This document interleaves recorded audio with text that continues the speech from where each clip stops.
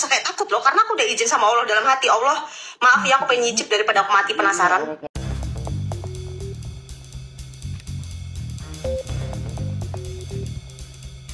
Assalamualaikum warahmatullahi wabarakatuh. Sahabat yang dirahmati Allah Subhanahu wa taala, mudah-mudahan kita semua selalu dalam lindungan Allah Subhanahu wa taala. Amin ya Allah ya rabbal alamin. Baik sahabat, saya itu merasa aneh dengan makhluk yang satu ini sahabat. Sudah tahu dia itu melakukan kesalahan. Apa yang diperbuatnya itu adalah suatu kesalahan, tidak dibenarkan oleh agama. Dia membawa-bawa agama dan banyak diingatkan oleh saudara-saudara muslim kita. Namun di situ dia tetap saja ngotot dengan segala pembelaannya, dengan segala statementnya, dengan segala alasannya para sahabat. Beberapa kali dia membuat klarifikasi dengan kesalahannya, namun apa yang dia sampaikan sahabat itu bukan bentuk dari klarifikasi, bukan. Bukan bentuk dia meminta maaf atas kesalahannya, bukan dia menyadari dengan kesalahannya, namun yang dia ucapkan, yang dia katakan adalah pembelaan untuk kesalahannya sendiri. Langsung saja sahabat, kita lihat, kita perhatikan apa yang dia sampaikan di dalam videonya ini. Guys, aku nggak pernah takut sama Allah dalam arti gini, aku takut kalau aku berbuat salah. Misal, aku membunuh orang, pasti aku dapat karma.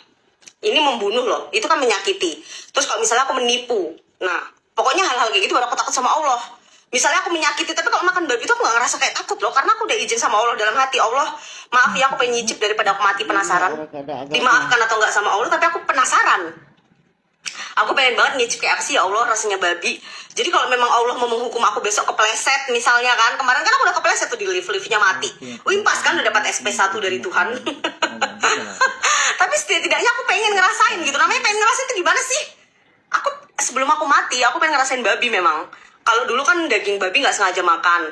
Nah kriuk babi aku penasaran, beda loh between daging sama kriuk. Baik para sahabat, di situ di dalam pernyataan dia saya menangkap 2 poin sahabat. Pertama, dia mengatakan bahwa dia itu tidak takut kepada Allah Subhanahu wa taala. Aku nggak pernah takut sama Allah dalam arti gini. Wow, luar biasa sekali para sahabat, luar biasa ya. Padahal dia mengakui bahwa dia adalah seorang muslimah para sahabat. Dia mengaku bahwa dia adalah umat muslim. Tapi kok bisa kata-kata yang kotor terucap dari seorang muslimah yang dia akui sahabat. Kenapa saya bilang seperti itu? Karena umat muslim kita semua itu diajarkan oleh ulama kita, diajarkan oleh orang tua kita untuk takut kepada Allah Subhanahu wa taala. Bukti dari kita takut kepada Allah Subhanahu wa taala adalah menjalankan apa yang diperintahkan oleh Allah Subhanahu wa taala dan menjauhi apa yang dilarang oleh Allah Subhanahu wa taala. Itu bukti kita takut kepada Allah Subhanahu wa taala. Lantas kalau ada seorang muslim atau muslimah yang menyatakan bahwa dirinya tidak takut kepada Allah Subhanahu wa taala, menandakan orang tersebut adalah orang-orang yang hanya mengaku sebagai Islam saja di statusnya, padahal hatinya bukan Islam para sahabat. Itu sudah keras hatinya para sahabat. Padahal para sahabat, baginda Rasulullah Shallallahu Alaihi Wasallam sudah mewanti-wanti, sudah menyampaikan di dalam hadisnya, ya bena adama, man aznaba dohikan, dakhalan naro bakian, wa man ahsana bakian, dakhalal jannata dohikan. Wahai anak-anak Adam, barang siapa yang mengerjakan dosa dengan ketawa, dengan bangga, dengan cengengesan, maka dia akan memasuki neraka dalam keadaan menangis para sahabat, dalam keadaan menyesal, dalam keadaan meronta-ronta, dalam keadaan sengsara.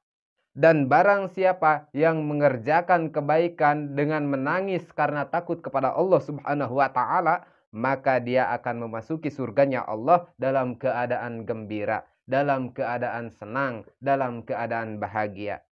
Lalu para sahabat, kalau kita kaitkan hadis ini dengan fenomena saat ini, si Lina Mukherjee ini ketika melakukan pekerjaan yang dilarang oleh Allah Subhanahu wa taala, melakukan pekerjaan maksiat, pekerjaan dosa, dengan dia bersenda gurau, dengan dia merasa bangga, dengan dia merasa senang, Maka kata baginda Rasulullah Shallallahu Alaihi Wasallam, orang tersebut nantinya ketika dimasukkan ke dalam neraka Allah Subhanahu Wa Taala atas apa yang dia perbuat, dia dalam keadaan sengsara dan menangis para sahabat.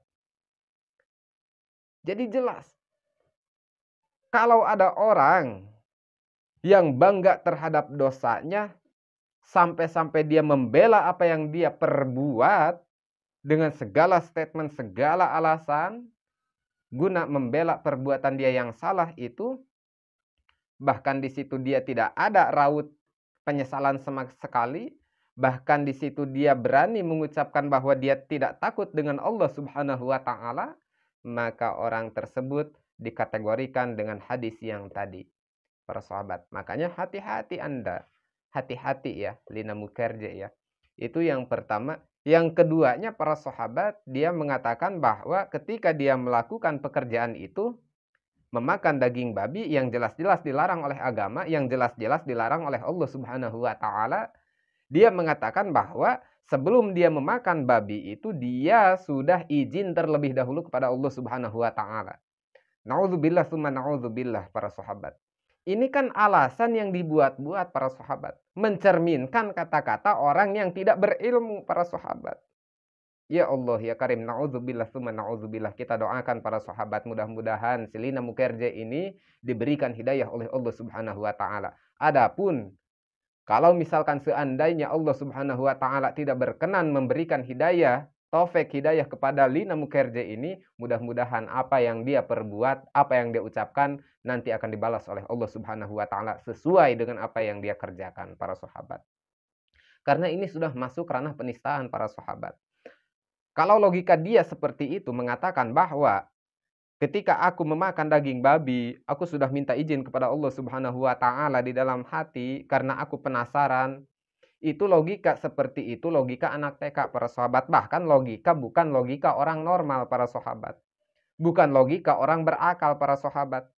Karena apa? Ketika kita mengakui bahwa kita adalah orang yang menganut agama, fungsi dari agama itu adalah mengatur dari kehidupan kita. Mengatur kehidupan kita. Kita hidup itu berada di dalam aturan agama, para sahabat. Yang mana di dalam agama itu ya ada yang namanya perintah. Yang namanya di dalam agama ada yang namanya larangan. Nah, untuk menjalankan kehidupan kita, jangan sampai kita berbuat dengan apa yang dilarang oleh agama. Jangan sampai kita meninggalkan apa yang diperintah oleh agama. Itu fungsi agama, para sahabat.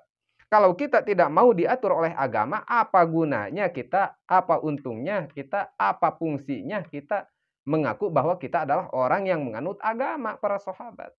Kalau misalkan dia berkata bahwa ketika saya makan babi, saya sudah minta izin kepada Allah Subhanahu wa Ta'ala di dalam hati, urusan diizinkan atau tidak, itu terserah Allah, itu haknya Allah Subhanahu wa Ta'ala. Para sahabat, kalau misalkan para sahabat logika seperti itu kita pakai, logika seperti itu berlaku untuk orang-orang yang menganut agama, maka bisa dikatakan kalau misalkan kita mau zina, penasaran dengan zina, kita tinggal minta izin aja kepada Allah di dalam hati. Ya Allah, aku penasaran pengen zina nih. Urusan diizinkan atau tidak itu terserah Allah. Lalu kita zina. Apakah bisa seperti itu? Tidak, para sahabat, tidak seperti itu. Jangan pun masalah akhirat, jangan pun masalah kita kepada Allah, hablum minallah, masalah dunia pun kita tidak bisa semenang-menang, kita tidak bisa semau kita, para sahabat. Itu urusan dunia.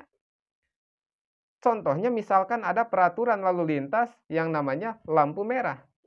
Nah, aturan lalu lintas ini ketika lampu berwarna merah menyala, maka kendaraan baik motor maupun mobil itu harus berhenti. Tunggu lampu hijaunya nyala. Terus bisa enggak kalau misalkan kita kayak gini? Ketika lampu merahnya nyala, kita niat di dalam hati minta izin. Pak polisi, ini lampunya merah nih.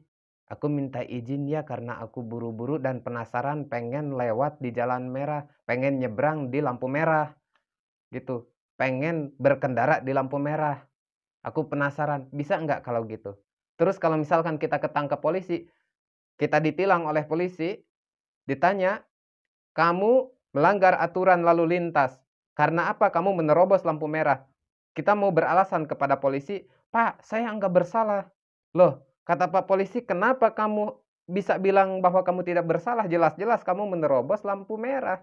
Itu sudah jelas aturan lalu lintas tidak boleh menerobos lampu merah. Terus kita memberikan alasan kepada Pak polisi, "Pak, saya sudah minta izin untuk menerobos lampu merah." "Di mana izinnya?" "Dalam hati, Pak. Urusan Bapak ngizinin atau tidak itu terserah Bapak. Yang penting saya sudah minta izin di dalam hati." Jadi saya nggak salah dong. Nggak salah, ngapain saya takut kepada Bapak? Ngapain saya takut kepada lampu merah? Ngapain saya takut kepada tabrakan misalkan, kecelakaan? Kan saya sudah izin.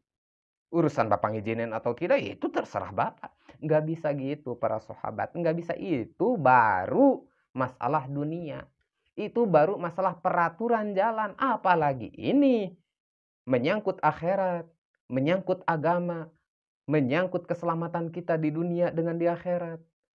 Ya Allah, ya Karim. Makanya para sahabat, inilah contoh manusia yang tidak mau pernah belajar kepada agamanya sendiri.